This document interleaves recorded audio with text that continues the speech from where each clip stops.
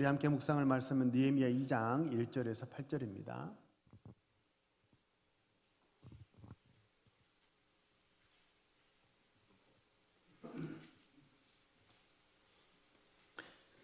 구약성경 느헤미야서 2장 1절에서 8절의 말씀 우리 함께 읽겠습니다. 2장 1절입니다. 아닥사스다 왕 제20년 니산월에 왕 앞에 포도주가 있기로 내가 그 포도주를 왕에게 드렸는데 이제는 내가 왕 앞에서 수심이 없었더니 왕이 내게 이르시되 내가 병이 없거늘 어찌하여 얼굴에 수심이 있느냐 이는 필연 내 마음에 근심이 있음이로다 하더라. 그때 내가 크게 두려워하여 왕께 대답하되 왕은 만세수를 하옵소서. 내 조상들의 묘실이 있는 성읍이 이제까지 황폐하고 성문이 불탔사오니 내가 어찌 얼굴에 수심이 없사오리까 하니 왕이 내게 이르시되 그러면 내가 무엇을 원하느냐 하시기로 내가 곧 하늘의 하나님께 묵도하고 왕에게 아뢰되 왕이 만일 좋게 여기시고 종이 왕의 목전에서 은혜를 얻어 싸우면 나를 유다 땅 나의 조상들의 묘실이 있는 성읍에 보내어 그 성을 건축하게 하옵소서 하였는데 그때 왕후도 왕 곁에 앉아 있었더라. 왕이 내게 이르시되 내가 몇 날을 다녀올 길이며 어느 때에 돌아오겠느냐 하고 왕이 나를 보내시기를 좋게 여기시기로 내가 기한을 정하고 내가 또 왕에게 아뢰되 왕이 만일 좋게 여기시거든 강 서쪽 총독들에게 내리시는 조서를 내게 주사 그들이 나를 용납하여 유다에 들어가기까지 통과하게 하시고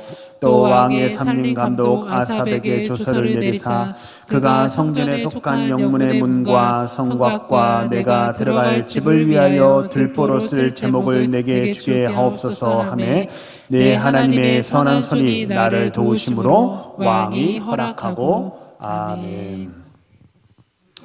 할렐루야. 한번 우리 앞뒤 좌우 옆서 서로 인사하시죠. 하나님 당신을 사랑하십니다.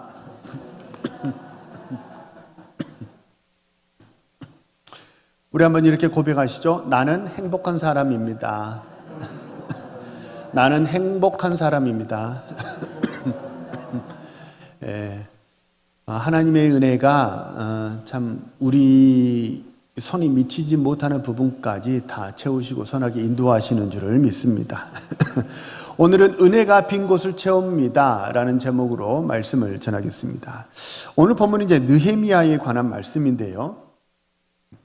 느헤미야는 당시 이제 페르시아라는 제국의 술관원이었습니다. 그러니까 왕의 큰 신임을 받는 측근 중에 측근이 느헤미야였어요. 이 직분을 사실 술관원이라는 게 요즘에는 없기 때문에 뭐라고 딱 이렇게 한마디로 이렇게 말할 수는 없지만 왕의 큰 신임을 받는 측근 중에 측근이다라는 측면에서는 아마도 비서실장 정도 되는 사람이라고 이렇게 말할 수 있을 것 같아요. 그 정도로 이제 왕의 신임이 두터웠기 때문에 이 느헤미야는요 사실 마음만 먹으면 얼마든지 세상을 편하게 살 수 있었던 사람이 느헤미야였습니다. 하지만 느헤미야는 이제 세상을 편하게 사는 것, 그것보다 이제 하나님의 영광을 드러내는 것, 하나님 말씀에 순종하는 것, 사람 살리는 것, 조국을 회복시키는 것, 여기에 인생의 목표를 두고 살았기 때문에 성경은 그를 믿음의 사람이라 이렇게 칭찬하고 있는 것이죠. 우리 이 시간 예배하는 우리 모든 동원의 성도님들도 하나님 앞에서 믿음의 사람이라 칭찬받는 우리 모든 신실한 주의 백성 되시기를 주님의 이름으로 축복합니다. 하나님께 칭찬받는 사람이 되기 위해서 필요한 것 두 가지를 오늘 말씀드리려고 하는데요. 하나는 나의 준비이고 다른 하나는 하나님의 은혜가 필요합니다. 먼저 내가 하나님 앞에서 준비하는 게 필요합니다. 1장 4절에 보면 느헤미야가 이제 조국의 소식을 들었어요.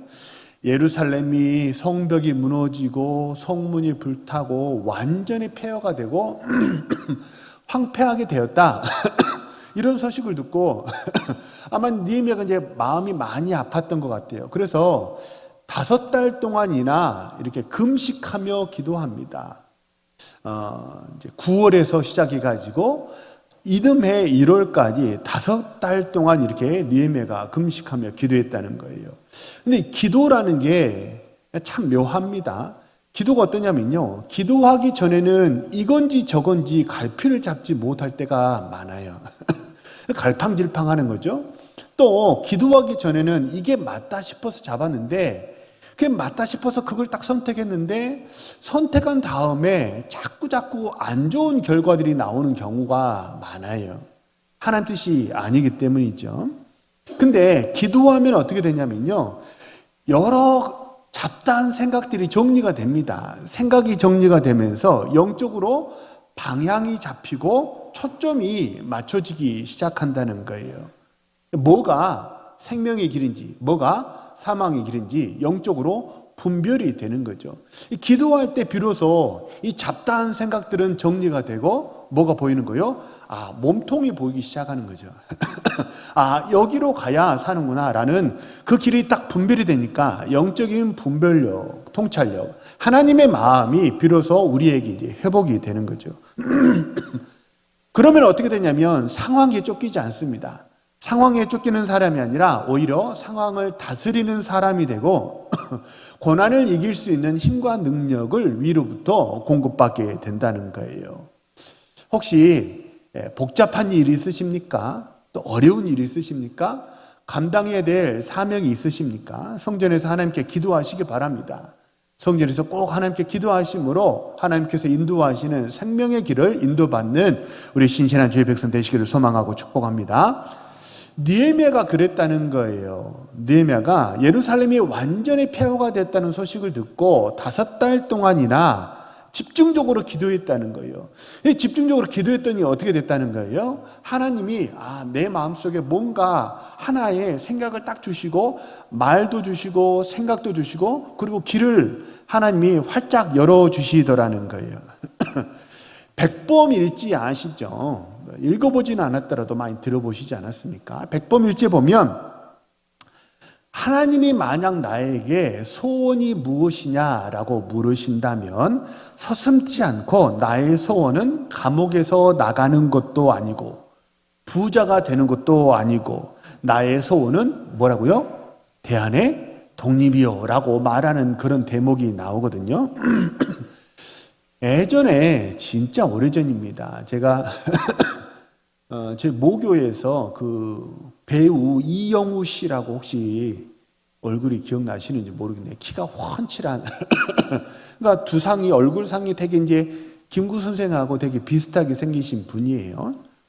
그때 이제 김구 역할로 이영우 씨가 이제 드라마에 출연하실 때였는데 그분을 초청해서 간증 집회를 한번 열었었거든요. 근데 그분이 이제 간증을 막 하시면서 나의 소원은 대안의 독립이요 이렇게 얘기하는데 아니 이렇게 기골이 장대하신 분이에요, 그분이. 근데 그분이 이렇게 막 엄청 큰 소리로 나의 소원은 대안의 독립이요 그러니까 이게 제가 회중석에 앉아있다가 되게 막 깜짝 놀랐던 그런 기억이 있거든요. 그러니까 아마도 김구 선생의 심정이 그만큼 이렇게 간절하고도 확고하다라는 것을 그렇게 표현하시려고 아마 그렇게 큰 소리로 얘기하지 않으셨나 싶어요.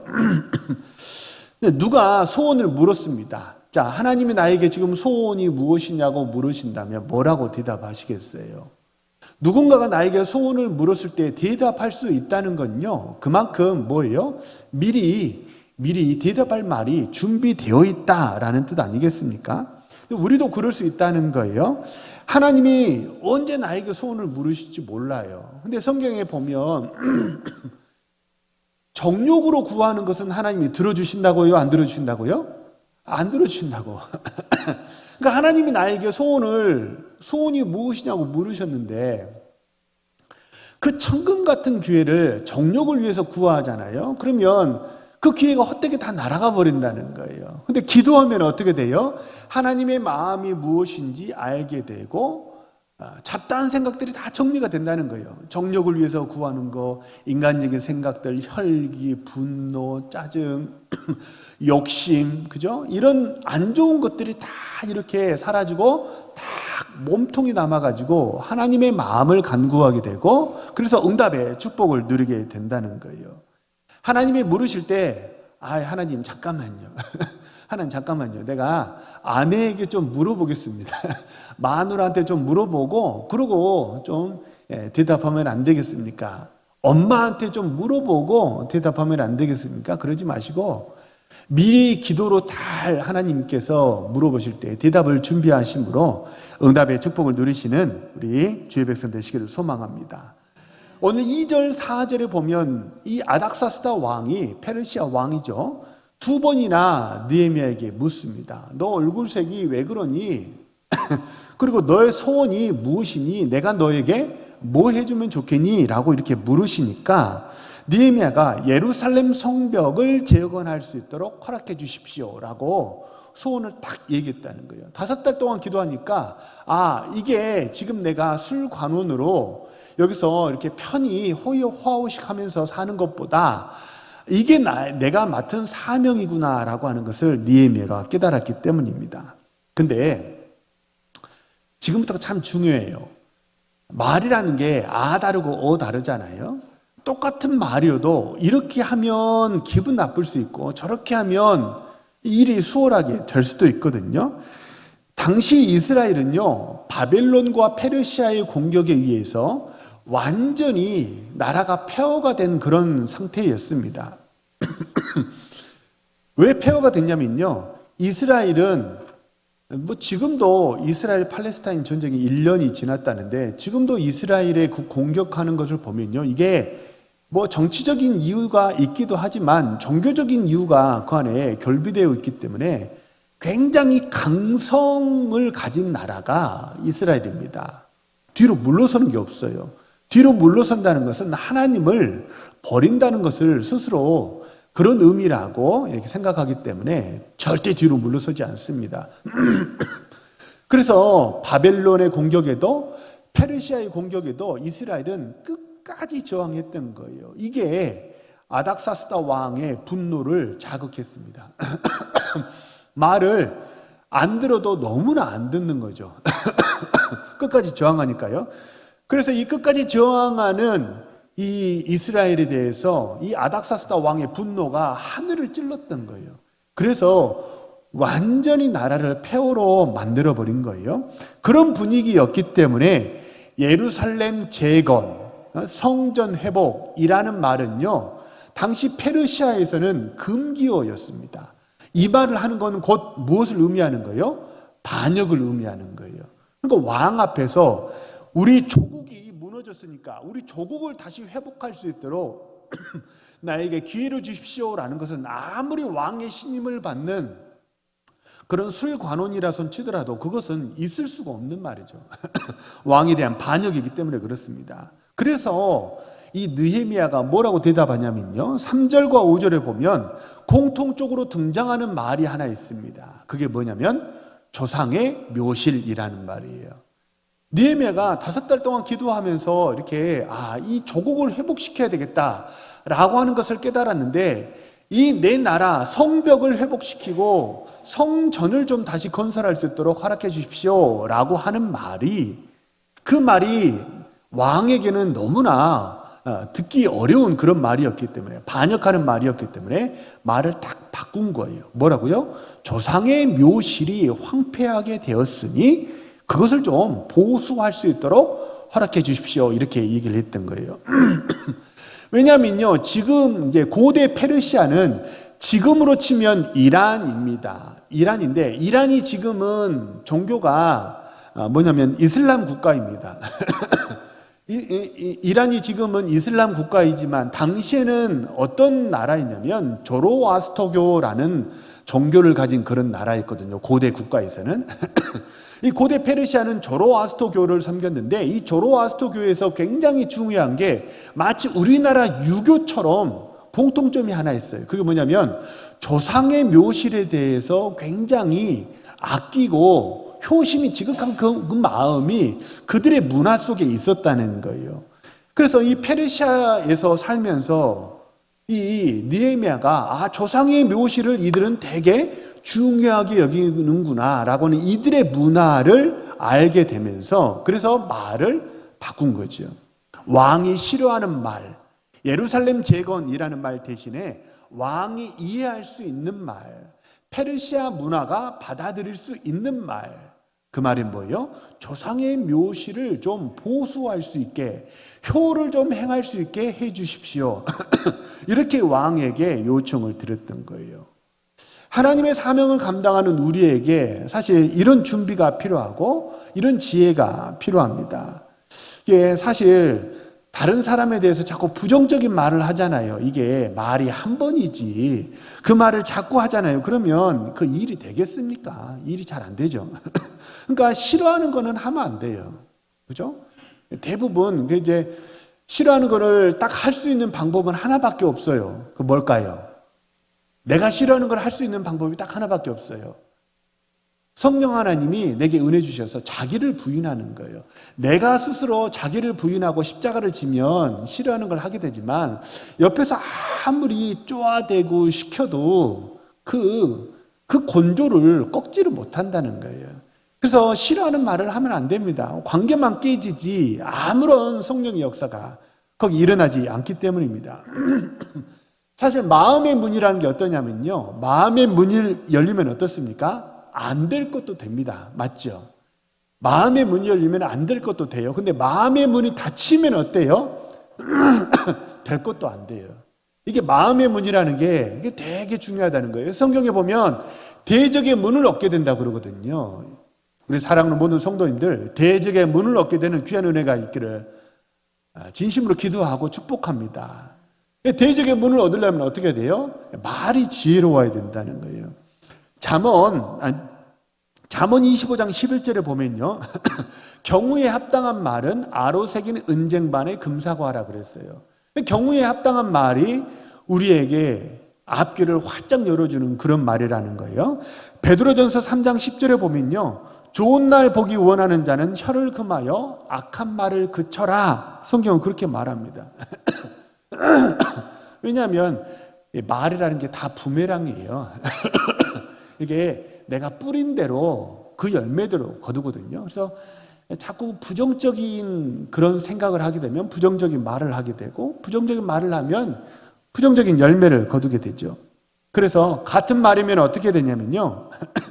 상대방이 듣기 좋은 말, 이해할 수 있는 말로 바꿔서 할 수 있는 그런 지혜가 있는 우리 동원의 성도님들 되시기를 소망하고 축복합니다. 이걸 한마디로 말하면 뭐라고 할 수 있냐면 언어의 축복이라고 말해요. 한번 따라서 하시죠. 언어의 축복. 언어의 축복. 언어의 축복이 뭐냐면요. 자, 저를 한번 보세요. 이렇게 저하고 공 던지기를 한다고 생각해 보세요. 제가 공을 던집니다. 야구를 생각하면 야구는 투수는 공을 던지잖아요. 공을 던질 때 어디로 던져야 돼요? 포수를 보고 공을 던져야 되잖아요. 근데 포수가 잡을 수 없게 투수가 엉뚱한 대로 공을 던졌어요. 그걸 뭐라고 그러냐면 와일드 피치라고 해요. 폭투라고 하죠. 폭투. 근데 똑같이 공이 빠졌어도 포수가 못 잡았어요. 그러면 그건 이제 포수 잘못이지만 투수가 전혀 엉뚱한 대로 던지면 그 폭투라고 그러거든요. 그래서 공을 던질 때 어디로 던져야 되냐면 받기 좋게 던져야 돼요. 받을 수 있는 곳에 던져야 돼요. 그게 뭐냐면 언어의 축복입니다. 자, 던졌어요. 던져서 잘 던지는 게 언어의 축복이라면 그럼 반대로 잘 받는 거를 뭐라고 할까요? 퀴즈 한번 내볼까요? 잘 받는 걸 뭐라고 그럴까요? 일전에도 제가 한번 설교 시간에 알려드렸어요. 하나님이 내게 주시는 게 있어요. 그러면 어떻게 받아야 된다고? 이렇게 계란을 던졌어요. 계란을 탁 받아버리면 깨져버리잖아요. 그래서 어떻게 이렇게 딱 완충해서 딱 받아야 된다고 그랬죠? 그게 뭐예요? 겸손이에요. 던지는 사람에게 중요한 게 뭐냐면 언어의 축복입니다. 근데 받는 사람이 부드럽게 받는 걸 이걸 뭐라고 그러냐면 겸손이라고 그래요. 그래서 던지는 사람은 언어의 축복으로 던지고 받는 사람이 겸손으로 받으면 그러면 대화가 어떻게 될까요? 거기에 성령의 불이 붙게 될 줄로 믿으시기를 바랍니다. 우리 옆 사람에게 한번 축복하시죠. 언어의 축복이 있기를 축복합니다. 한 번 더 말하죠. 제가 겸손하게 받겠습니다. 그래서 던지는 사람은 언어의 축복으로 던지고요. 받는 사람은 겸손으로 받아야 돼요. 그러면 거기에 성령의 역사가 막 일어나고 관계가 맺어지고 열매가 맺히기 시작한다는 거예요. 이번 달 27일이에요. 다음 주에 혹시 이제 로비에 이제 붙어 있는 포스터를 보셨는지 모르겠는데 이달 말일 주에 오후 예배 때요. 이제 전문 강사님을 모시고 소통 세미나를 좀 하려고 해요. 어렵게 모셨습니다. 우리 성도님들 이달 마지막 주 오후 예배입니다. 이제 집에 가지 마시고 식사하시고 꼭 오후 예배 참여하셔서 이렇게 어렵게 모신 분이시니까 이렇게 오셔서 축복의 언어를 배우심으로 응답의 축복을 받는 대적에 물을 얻는 우리 신실한 주의 백성 모두 되시기를 주님의 이름으로 축복합니다. 자, 던지는 사람은 뭘로 던져야 돼요? 언어의 축복으로. 받는 사람은 뭘로 받아야 돼요? 겸손으로. 자, 한번 던져볼까요? 뭘로? 언어의 축복으로. 받을 때는 뭘로? 겸손으로. 이거가 사실 우리가 해야 될 준비입니다. 인간관계에서 적어도 우리는 어떻게 되냐면 와일드 피치 하지 말아야 돼요. 폭투하지 말아야 돼요. 축복으로 던지고 겸손으로 받으면 그러면 이 일이 되는데, 그런데 어떠냐면 아무리 내가 축복으로 던지고 겸손으로 받아도 그러면 인간관계가 다 잘 되나요? 그래도 안 될 때가 있나요? 그래도 안 될 때가 있어요. 내가 아무리 좋게 타이르고 말을 해도 그래도 일이 안 될 때가 있다는 거예요. 그때 필요한 게 뭐냐면 하나님의 은혜입니다. 1장 11절을 보면 느헤미야가 금식해서 기도할 때 뭘 또 기도했냐면요. 하나님의 은혜가 좀 함께 하기를 위해서 기도했거든요. 그렇게 기도했더니 오늘 본문 2장 8절에 보면 뭐라고 하냐면 하나님의 선한 선이 나를 도우셨다. 이렇게 말한다는 거예요. 은혜를 위해서 기도해야 돼요. 먼저는 축복의 언어를 잘 준비해야 됩니다. 축복으로 던지고 겸손으로 받아야 돼요. 이거 내가 해야 돼요. 근데 아무리 이렇게 잘 준비해도 인간관계에서 어떠냐면요. 오해가 생길 때가 있어요. 미움받기도 합니다. 억울하기도 해요. 그런 일이 생긴다는 거예요. 사람 마음이 다 내 마음 같지 않다는 거예요. 아무리 내가 자 집사님 잘 받으세요. 이렇게 슉 이거 잘 던진 거예요? 막 던진 거예요?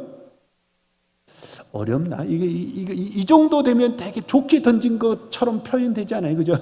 아무리 이렇게 던진 게 아니고 이렇게 던져줬단 말이에요. 근데 아무리 이렇게 내가 다른 사람에게 지혜롭게 말하고 준비해서 말하고 잘 다듬어서 말해도 받는 사람 마음이 꼬여 있으면 그 일이 안 된다는 거예요.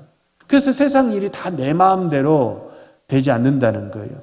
그래서 오해가 생기고 미움도 받고 억울한 일도 생기고 그런 일이 인간관계에서 생긴다는 거예요. 그래서 최선의 준비가 우리에게 필요합니다.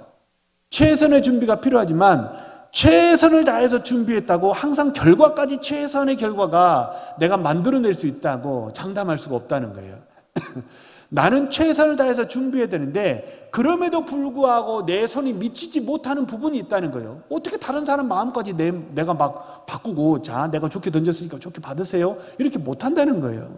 다른 사람 마음은 내가 바꿀 수가 없잖아요. 그래서 내가 할 수 없는 것을 하게 하시는 분 그게 누구예요? 하나님이죠. 그러니까 하나님의 은혜가 우리 삶에 필요하다는 거예요. 채우시는 은혜가 채우시고 우리의 삶의 모든 빈 곳을 채우시는 그런 하나님의 은혜가 우리 모든 성도님의 삶 속에 가득하시기를 소망하고 축복합니다. 우리 한 번만 더 옆 사람에게 축복하시죠. 채우시는 은혜가 가득하기를 축복합니다. 세상에 이런 말이 있다고 그래요. 되게 세상에 이런 말이 있다고 그러는데요. 이제 노력하는 사람은 배경 좋은 사람을 이길 수 없다. 그런 말이 있다고 해요. 되게 좀 슬픈 말이죠. 그러니까 아무리 열심히 노력해도 부잣집 아이로 태어난 아이를 이길 수 있다는 거예요? 없다는 거예요? 없다는 거예요. 근데 뭐라고 그러냐면 또 배경 좋은 사람이 이길 수 없는 사람이 있어요. 그게 누군지 아세요? 잘 풀리는 사람을 이길 수 없대요. 아무리 배경이 좋아도 그죠? 잘 풀리는 사람이 이길 수가 없다는 거예요. 세상에서 말하는 잘 풀리는 사람, 그걸 성경적인 용어로 딱 바꿔보면 그게 뭐예요? 하나님의 은혜예요. 하나님의 은혜예요. 하나님의 은혜라는 게 뭐냐면요, 내가 이룬 게 아니에요. 내가 노력해서 획득한 게 아니잖아요. 그냥 된 거잖아요. 하나님이 도우셔서 그냥 된 거잖아요. 그래서 아무리 노력해서 내가 잘 준비한다 손 치더라도 내가 할 수 없는 게 있는데 그것을 누가 채워야 돼요? 하나님이 채우시는 은혜가 필요하다는. 그러면 어떻게 된다는 거예요? 일이 술술 잘 풀리게 될 줄로 믿으시기를 바랍니다.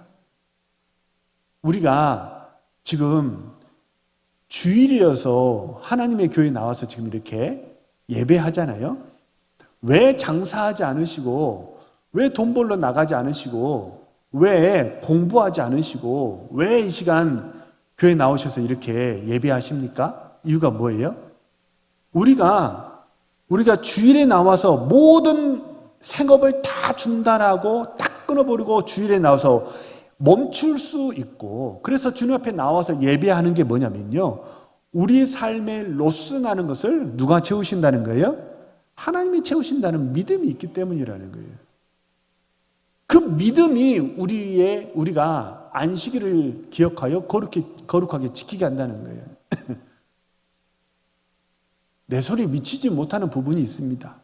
내가 아무리 노력하고 열심히 일해도 도달하지 못하는 게 있다는 거예요.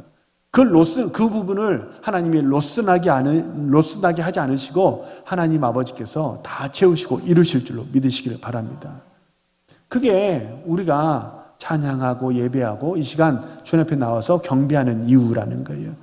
우리는 지금 행복축제라는 이름으로 전도하자, 전도 한번 해보자, 잃어버린 양을 좀 찾아보자, 좀 장기적으로 결성하신 분들 다시 한번 교회를 초청하는 시간을 좀 가져보자, 그렇게 기간을 보내고 있는데요.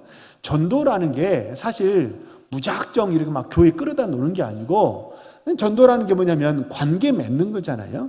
하나님과 관계를 맺게 해주는 거, 그게 전도 아닙니까?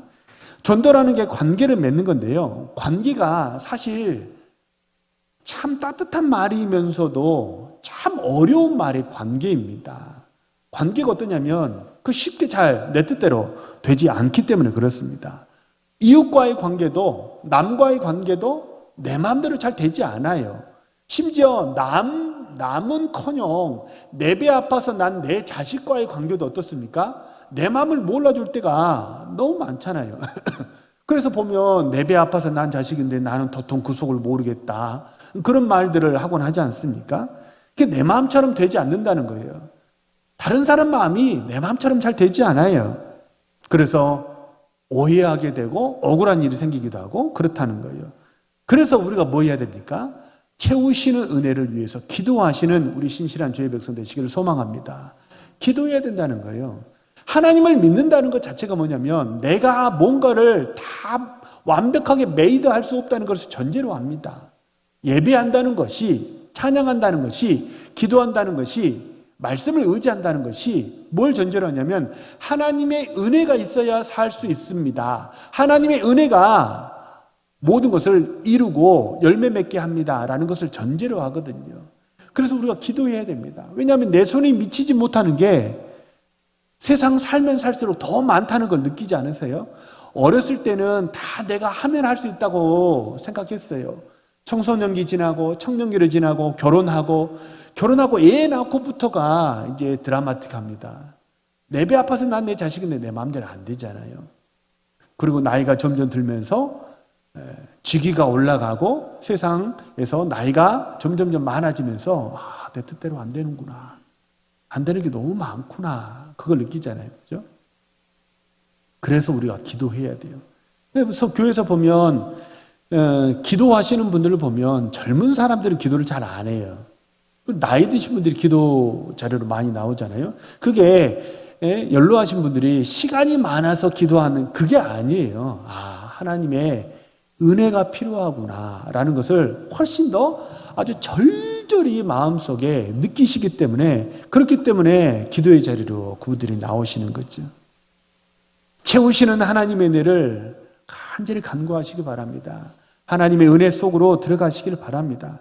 그래서 어떠냐면 하나님께서 뻥 하고 뚫어주셔야 돼요. 내 마음과 상대방의 마음을, 내 마음과 우리 자식의 마음을 어떻게 돼요? 뻥 하고 뚫어줘가지고 이게 강물이 서로 흘러야 됩니다. 강둑이 지금 막혀 있어서 일이 안 된다는 거예요. 근데 그 강둑은 아무리 길을 쓰고 용을 써도 내가 뚫을 수가 없어요. 누가 뚫으셔야 돼요? 하나님이 뚫어줘야 돼요. 그래서 이게 뻥 하고 뚫어버려요. 그래야 감정의 물이 흘러야 돼요. 감정의 물이 흐른다는 게, 마음이 서로 통한다는 게 그렇게 중요합니다. 마음이 통한다는 게. 우리 성도님들의 마음과 제 마음이 서로 통하기를 간절히 소망하고 기도합니다. 목회자의 마음을 우리 성도님들이 이해하시고, 또 성도님들의 그 삶에 고된 그 마음을 목회자가 이해하고 기도하고, 이렇게 교회가 서로 어떻게 돼요? 마음이 서로 막 이렇게 소통이 돼야 돼요. 흘러야 된다는 거예요. 강물이 흘러야 된다는 거죠. 그러면 거기에 성령의 역사가 나타나게 될 줄로 믿습니다. 잠언 21장 1절에 보면 그런 말이 있어요. 왕의 마음이 여호와의 손에 있음이 마치 보의 물과 같아서 그가 임의로 인도하시느니라. 마치 보의 물. 이제 개역 개정에서는 마치 봇물과 같아서, 그런데 저는 이 봇물과 같다라는 말이 이렇게 직관적으로 잘 이렇게 의미가 이해가, 봇물이라는 말을 제가 안 써서 그런지 몰라도 이 뭐냐면 수로라는 거, 수로, 물길이 있다는 거예요. 왕의 마음이 여호와의 손에 있어서 하나님이 왕의 마음을 이렇게 임의로 인도하시는 것이 마치 물길이 딱 이렇게 하수관을 이렇게 뚫어놓으면 하수관 뚫어놓은 대로 물이 흐르잖아요. 마치 그것과 같다는 거예요. 그래서 저는 이 구절을 사실 이제 청년 사회 갈 때는 면접 보러 가는 청년들에게 제가 이렇게 꼭 이렇게 암송하게 하고 이 구절로 기도하게 하고 면접 들어가라. 그렇게 제가 많이 권면했거든요. 면접관의 마음이 마치 여호와의 손에 있음이 마치 보의 물과 같아서 그가 임의로 인도하시니라. 하나님께서 선하시게 인도하시도록 기도해야 된다는 거죠. 근데 우리 삶에 내 손이 미치지 못하는 것, 하나님의 은혜가 다 채우시도록 기도의 자료로 나아가시는 우리 신실한 주의 백성 되시기를 소망합니다. 그래서 채우시고 이루시는 하나님의 은혜를 체험하심으로 영적인 문제가 풀리고 응답의 축복을 누리는 우리 신실한 주의 백성 모두 되시기를 주님의 이름으로 축복합니다. 우리 주신 말씀을 놓고 한번 하시면서 통성으로 기도합니다.